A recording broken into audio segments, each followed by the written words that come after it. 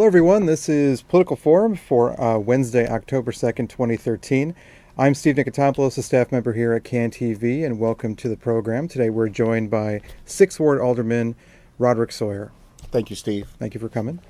I want to remind everybody this is a live interactive talk show. Feel free to give us a call throughout the next 25 minutes. The number's right there on the screen, 312-738-1060. Sylvia will be over here on phones to answer any questions. Now, we also want to go into a series of topics, but we're always open to somebody giving us a call here to talk. So let me go ahead and jump in and say thank you for coming and tell us a little bit about where the 6th Ward is located. Thank you, Steve. The 6th Ward is a community consisting of the areas of Park Manor, Chatham, and Englewood primarily, based on the new remap. Mm-hmm. So that takes us between roughly 67th Street and 87th Street, State Street to Cottage, and then west of the expressway, anywhere from 75th to 66th, expressway going as far west as Bishop. Okay. And that is the Chatham neighborhood on the bottom. Chatham is, yes, to our right. To the bottom right. And the bottom right. And then we have... north of that would be Park Manor, and west of the expressway would be Englewood. Okay. And a little bit of Auburn Gresham. In the remap, you picked up more areas of Englewood. That's correct. Have you been making a point over the last few seasons to get to know more neighbors in those areas? Yes. Although we're right now prohibited from spending some of our menu money in the area, we have been making inroads, going to block club associations and other meetings in the area to get to know one another, see what we have to do. We've been assessing the area, knowing that we have work to do, but we're happy to get involved and roll up our sleeves and get it done. That's great. And for anybody who wants to contact the 6th Ward office, I'll put the information right up here on the screen. The main phone number is 773-635-0006. And, of course, you have a pretty interactive website as well. Do you want to talk a little bit about what people can find there? Yes, we do. We're really happy about our website. We try to post all of our actions, opinions, and upcoming events, either on our homepage or on our public calendar. It's very interactive. You can actually submit service requests on our site, and we will get them processed for you. So we're really proud about the site. We'd like to thank Steve Matthews, our site developer, and he's done a great job and always working with us to make it better. So we're trying to encourage people to hit the site as often as they can. Sign up and register with us so you'll get email alerts about things we're doing, and just hit the site as often as you can. One of the things that I learned about you on the website was that you were recently at something called the Troubled Building Seminar. Can you talk about what was being done there? Yes, Steve. What we did, we hosted a Troubled Building Seminar with our 3rd, 6th, and 7th police districts, which are the districts encompassing the ward. And there, residents had an opportunity to discuss problems in their particular areas with the people that we end up talking to once the calls from 311 have been placed or calls to our office have been placed. Mm-hmm. So representatives from the Department of Buildings, Corporation Counsel's Office, Streets and Sanitation, county departments were there. Everyone's there that you might have had a concern with, CDOT. And they also discuss what happens once we either make a call or once an individual makes a call to 311, what happens from that point on. So it was very informative. People actually got a lot of great information, and they brought in, if they had troubled buildings in their neighborhood, if they had service requests that need to be processed, we had people on site able to process those things right there at the meeting. So it was a great turnout, full house. We were happy to do it, and we try to do this from time to time, at least once a year. Oh, that's great. Do you find that sometimes you have neighbors who come in who find themselves talking about maybe the same building or even the same block of issues? Oftentimes we do, and that's no problem with that, but we want to make sure that we get the good information to the proper representative so we can get that issue taken care of. Mm-hmm. So we're proud about the Trouble Building Initiative. Those that were involved in the 6th District, 3rd District, and 7th District, we'd like to thank them all. They really did a great job in helping us coordinate that and getting all the service providers there. Yeah, so it was really a successful event. That's great. Now, one thing that you've been in the news for is that you're one of the members of the Progressive Caucus in Chicago. Yes. Can you tell us a little bit about what's been going on with the Progressive Caucus lately? I'm proud to be a member of the Progressive Caucus. They're a group of aldermen that really want to see change in the city of Chicago, and not to be an obstructionist, but to offer different points of view on certain issues that we may have some fundamental disagreements on. It's not to stymie any initiatives, but it's to make good ordinances better. And I'm proud of my Progressive Caucus seatmates. We're doing a lot to make sure that we ask good questions. We get together on a regular basis and really start to dissect proposed ordinances and make sure that we ask the right questions, that if it's something that we can do to make it better, we're not afraid to bring it up and discuss it with the administration. Mm-hmm. And it has oftentimes resulted in us having ordinances improved and made better, and we're very proud of that. And I was happy to be a part of the group. Like with the community, there's 50 aldermen. The power of numbers, having the amount of people working on the same issue. Yes. And it's our numbers in the Progressive Caucus are small now, but I think our voices are being heard, and people do understand that we're just trying to provide another voice to the city of Chicago to make sure that everyone is heard. There are no bad ideas, mm-hmm. and once we start processing information, we could, together with the administration, make the city a better place. That's great. That's great. I want to remind everybody real quick here, this is a call-in show. You can call and ask to talk about any subjects you find pertinent. I can go back, and we can go back over some of the things we talked about, or you can bring up new ideas. I want to go ahead and open lines real quick right now and have our first caller on. Hello, caller. Thanks for calling. Yes. Hello. Yes. I want to know, why is it so hard for our children to find jobs in the city of Chicago? Okay. Any comments? I probably wanted to clarify that, but there are various avenues for young adults to find jobs in the city of Chicago, but it is a challenge. I do agree. I was a bit frustrated, for example, with this past summer, with not being involved directly with the Summer Youth Chicago program that was administered by the mayor's office. None of those jobs came through our office. As a matter of fact, I heard from many of my colleagues, none of them received any input regarding those jobs as well. But at the last minute, I was privileged to get up to about 60 jobs total through Senator Don Trouter's office and Senator Callin's office. And it was very timely because I did not have any positions available. But at the last minute, Jackie Collins and Don Trouter came through with jobs from the state, and we were able to employ about 60 youth in the 6th Ward, and we were very happy about that. But I am concerned about that because that was a stroke of good luck. It was not because of the administration, and I do think that we need to talk about how those jobs can come through the individual automatic offices so that we can make sure that we can contact the correct people and, correct organizations and make sure that people, particularly our youth, can have employment during the summertime instead of them being idle. No, that's great. Just a follow-up question about the youth. I know that earlier in the year, a lot of areas of the city got hit really hard with the school closings. Proposed over 100 of school closings, ended up being, is it 49 or 50? Mm-hmm. Can you tell us a little bit about the effects on the 6th Ward and what you've been fighting regarding the school systems? Although the effect in the 6th Ward was nominal, we had one school that closed, which was Yale School, and we're hoping to have that building repurposed to a positive activity. I was concerned overall with the process in which it was done.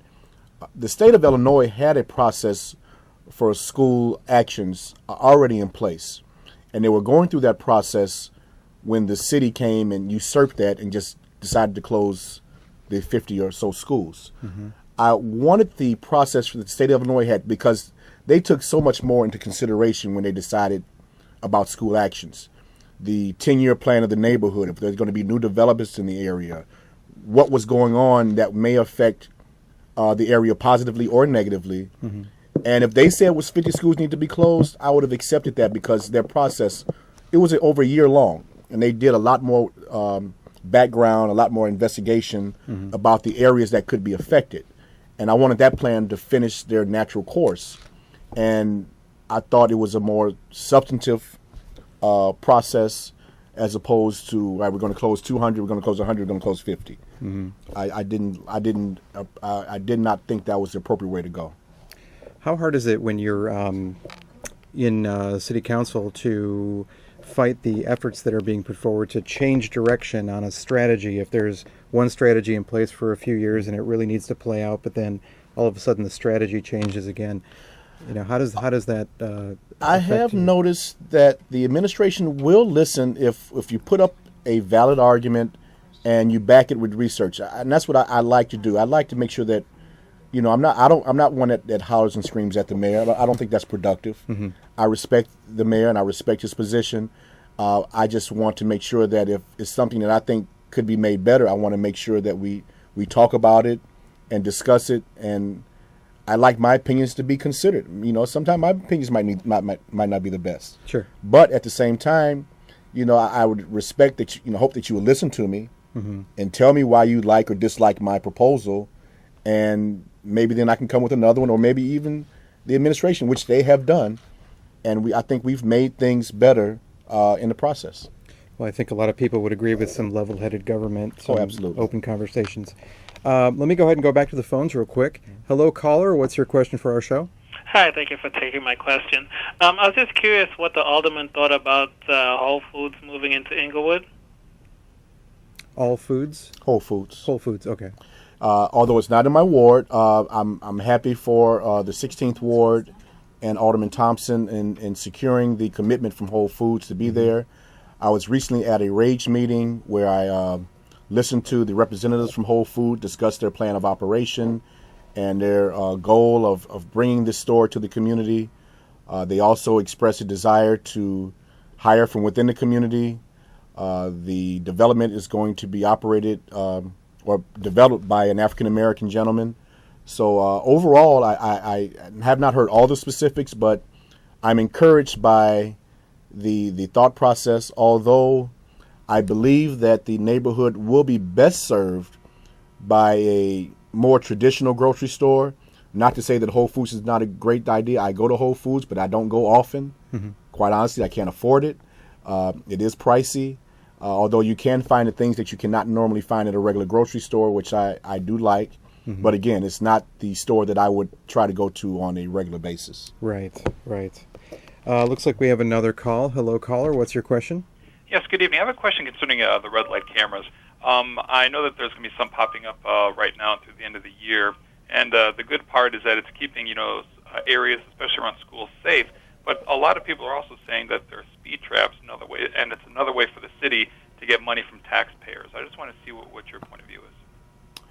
My position is that they are, in fact, money machines.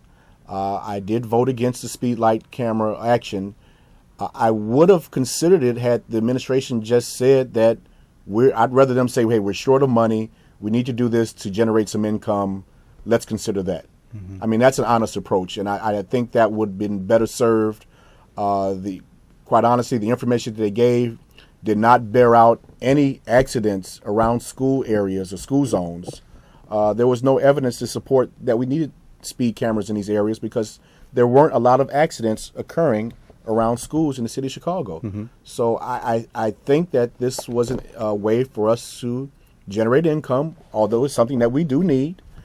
But I think we were a little bit disingenuous with the citizens of Chicago when we told them that this is solely about safety, when I think primarily it's about generation of income. And I think had we said that, quite honestly, I think I might have considered voting for it because it's an honest approach. Mm-hmm. Frankly, I think the 6th Ward is lucky to have you as an alderman because you're pretty much known as a champion for transparency. And before we were talking a little bit about the Progressive Caucus, and one of the things that I know that you've been trying to champion is an ordinance that has to do with more transparency regarding privatization. Absolutely. Can you talk a little bit about what that's all about? Sure.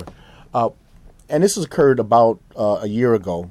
We were in a council meeting, and we had just heard, during budget season, by the way, that about 34 workers from the City of Chicago's Water Management Department were being let go and that department was going to be privatized.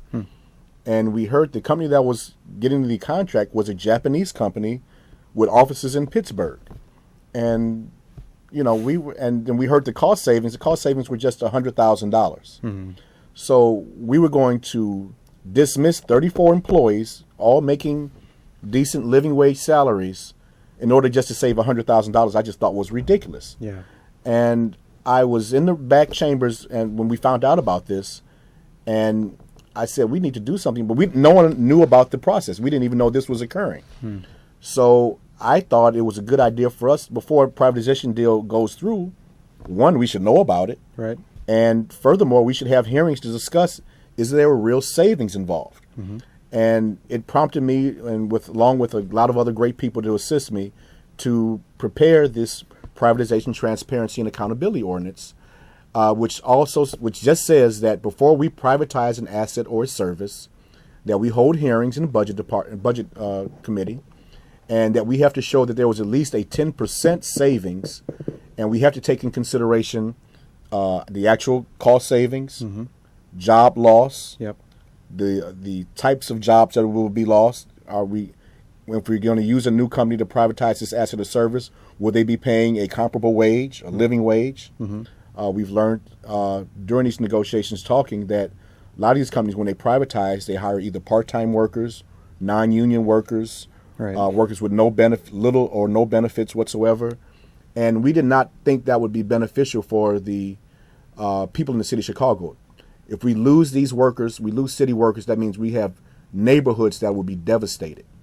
That means we lay off people that have been working for the city of Chicago for a number of years, that pay a mortgage, that pay for children's education and health care, that pay sales taxes by buying goods and services in the community. We lose all of that by saving a couple of dollars.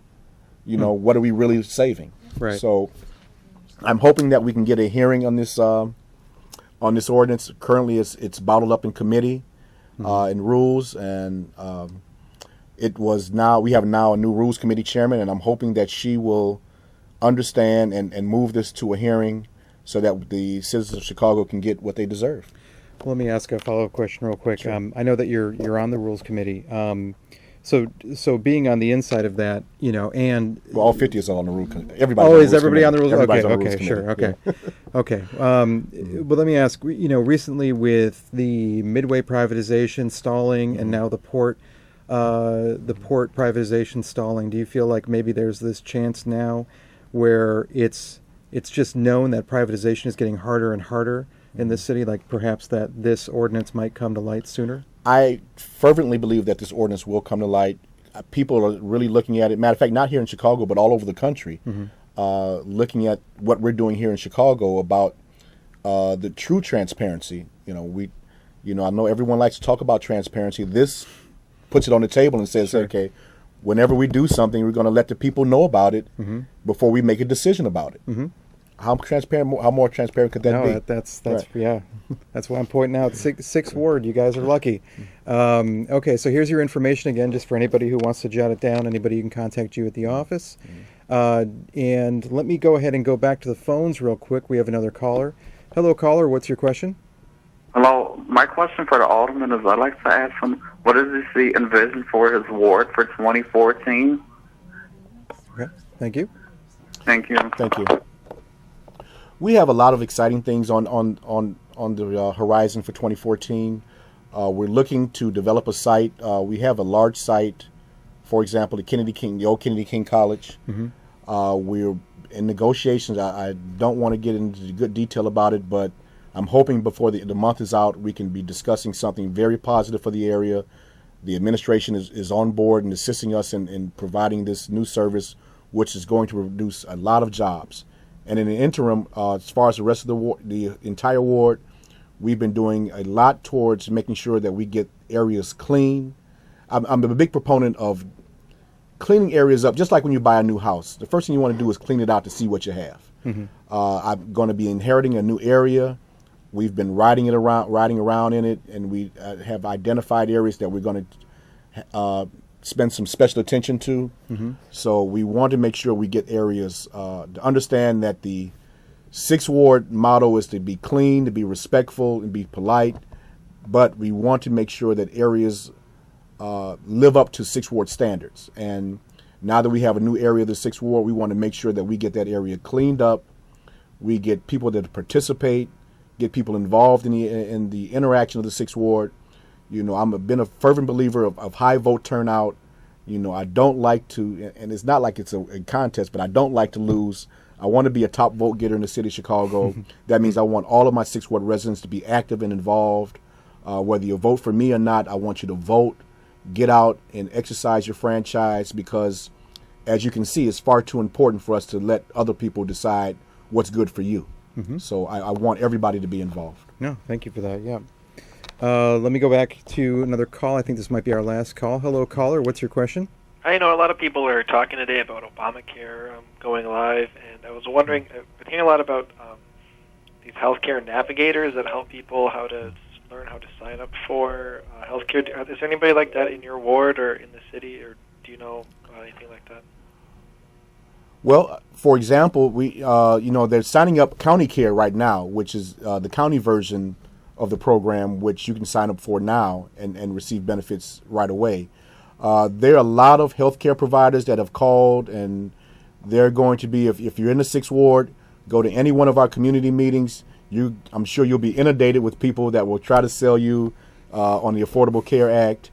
There are going to be a lot of people, because the more they sign up, I guess the more money they make. So I've talked to several people that have asked for lists of our organization meetings, because they want to start coming to the meetings and being there so they can inform you about the Affordable Care Act. So if you're in the 6th Ward, depending on what neighborhood you live in. If you're in Chatham, we have GCA and Chatham Avalon Community Council. Park Manor, we have Park Manor Neighbors. Englewood, we have Rage. So go to any one of those meetings, and I'm sure you'll get a lot of good information about the Affordable Care Act. Yeah, I wanted to compliment you for your work with the community groups, and Rage, the Resident Association of Greater Englewood. They do a TV show here at CAN TV. Yes. So, thank you for paying attention to what the community is saying and how people are rallying together to try to support their own neighborhoods. Yeah, I appreciate what Rage and what all my community organizations do. I try to make sure, and I tell people all the time that I don't have my own community meeting because I attend everyone else's community meetings. So I want to make sure that if you live in any one of those areas, please, if you can call our office or find out about these individual community meetings, you will see me at each and every one of those every time, unless other than family emergencies or conflicts. I'm there every month or every other month in the version of Rage, and I appreciate what all of them do. I encourage you, please, get involved in your community organizations. It makes them stronger. It makes us all stronger once you do that. And I can make sure that I can address your individual concerns there, and you'll see me there. And I'm not just tooting my horn if I have my own community meeting about how great I think I am. So. Also, I do want to point out that you actually do make the time to meet with seniors every month. Can you talk a little bit about what you try to offer them? We have a great senior group. Our seniors meet every second Thursday at St. Mark AME Zion Church on the corner of 74th and Cottage Grove at 11 a.m. We have every month, we have a lot of great information from medical issues, social, sexual. The seniors really, go all out and talk about things that affect their lives. And we do feed them, and it's a great opportunity. For if you're a senior or you call yourself a senior, please contact us and come to the senior meetings. They're great. You'll enjoy it. And here's your information one more time. And before we get off, let me ask you one last question. How's the red line looking? Is it ready to open up in your area? Red line looks to be on time, on budget. I walked it a few weeks ago. Walked down the lines, and they showed me the progress. And they at the time when I went down there, they were a little bit ahead of schedule. So it looks to be like October 20th, I believe is the day. They'll be ready. And in the meantime, the buses have been running smoothly. I have not gotten one call, one issue regarding the bus service. So I do appreciate CTA as it relates to that. They've been doing a great job in keeping this project focused, on time, and on budget. Sounds good. Okay, one more time, here's your information. And Alderman, I want to thank you for coming in today. We always appreciate your time. Thanks, Steve. Appreciate it. Sure. And thank you to Sylvia on phones. Thanks, And we'll be back next week at 7 o'clock on Wednesday night with another edition of Political Forum. Have a good night.